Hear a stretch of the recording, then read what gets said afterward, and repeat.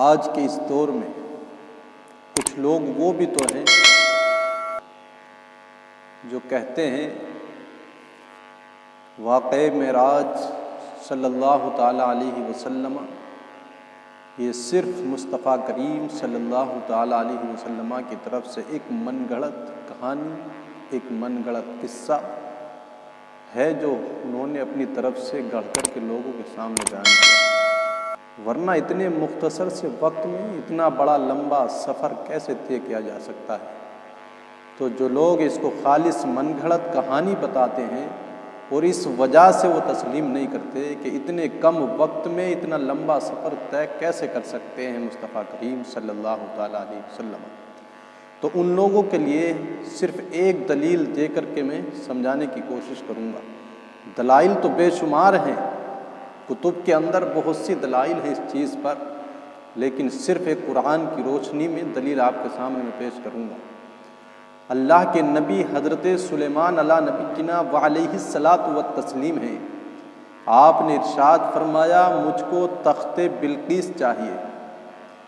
ملکہ بلقیس کا تخت حضرت سلیمان علیہ الصلاۃ والتسلیم نے طلب کیا تو آپ کی مجلس سے ایک جن کھڑا ہو جاتا ہے اور عرض کرتا ہے حضور یہ خدمت آپ مجھے دے دیں، یعنی اس خدمت کو میں انجام دینا چاہتا ہوں، بلقیس کا تخت آپ کی بارگاہ میں لے کر کے آؤں گا۔ اللہ کے نبی حضرت سلیمان علیہ نبینا وعلیہ الصلاۃ والتسلیم نے ارشاد فرمایا کتنے وقت میں لے کر کے آؤ گے؟ اس لیے کہ 60 ہاتھ چوڑا ہے، 80 ہاتھ لمبا تخت ہے، کئی ہاتھ موٹا بھی ہے، پھر 1 مہینہ جانے میں لگتا ہے، 1 مہینہ واپس آنے میں لگتا ہے، 2 مہینے کی مسافت ہے، اتنا لمبا چوڑا تخت ہے، کوئی ڈبیا نہیں ہے کہ جس کو جیب میں ڈال کر کے لے کر کے آؤ گے۔ تو اس جن نے کہا حضور آپ کے اس مجلس کے ختم ہونے سے پہلے وہ تخت آپ کی خدمت میں حاضر ہوگا۔ صبح کے وقت کا معاملہ تھا، چاشت کے وقت یہ محفل ختم ہونے والی تھی، لیکن اللہ کے نبی کی شان دیکھی، حضرت سلیمان علیہ الصلاۃ والتسلیم ارشاد فرماتے ہیں میں اس سے بھی پہلے تخت بلقیس اپنے پاس چاہتا ہوں۔ تو پھر کیا ہوتا ہے سنیے قرآن مجید، پھر وہ شخص کھڑا ہوا وقال الذی عنده علم من الکتاب، جس کے پاس زبور کا علم تھا، وہ شخص کھڑا ہوا جو حضرت سلیمان علیہ السلام کا خالہ زاد بھائی تھا یا بھانجا تھا۔ اس نے کھڑے ہو کر کے کہا حضور اس سے پہلے میں لا سکتا ہوں۔ حضرت سلیمان علیہ الصلاۃ والتسلیم نے ارشاد فرمایا 1 مہینہ جانے میں لگتا ہے، 1 مہینہ آنے میں لگتا ہے، یہ 2 مہینے کی مسافت ہے، فوجیں کھڑی ہیں، پہرا لگا ہے، تالے جڑے ہیں، ایسے عالم میں تم کتنے وقت میں لے کر کے آ سکتے ہو؟ تو اس نے کہا جس کے پاس زبور کا علم ہے انا آتی کا بھی قبل ان یرتد الیک طرفک، آپ آنکھ بعد میں جھپکیں گے تخت آپ کے پاس پڑا ہوگا۔ کہا سوچ لو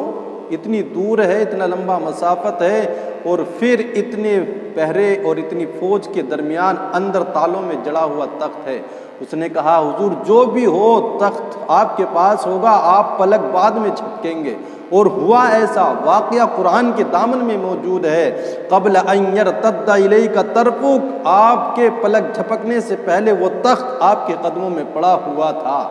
تو اب جو لوگ معراج مصطفیٰ کا انکار کرتے ہیں اور کہتے ہیں کہ اتنا لمبا سفر اتنے کم وقت میں کیسے طے کیا جا سکتا ہے، تو وہ سوچتے کیوں نہیں ہیں؟ یہ کوئی ہوائی فائرنگ نہیں ہے، قرآن کے دامن میں موجود ہے یہ بات۔ رب ارشاد فرماتا ہے قرآن مجید کے اندر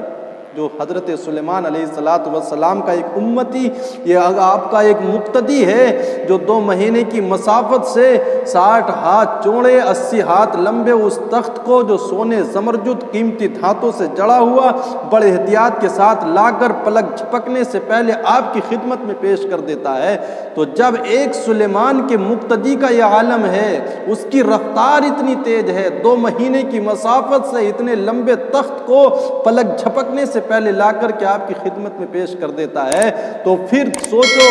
جہاں بیت المقدس میں خود سلیمان بھی مقتدی بن کر جس امام کے پیچھے کھڑے ہوں، پھر اس امام الانبیاء کی رفتار کا عالم کیا ہوگا؟ تم کہتے ہو اتنے کم وقت میں یہ اتنا بڑا لمبا سفر کیسے طے کیا جا سکتا ہے؟ کہا سبحان الذی اسری بعبدہ، تم انکار کرتے ہو، تمہارے انکار ہی کی وجہ سے رب نے فرمایا تم محبوب پر نہیں بلکہ میری قدرت پر تعجب کرتے ہو۔ میرے محبوب نے دعویٰ ہی نہیں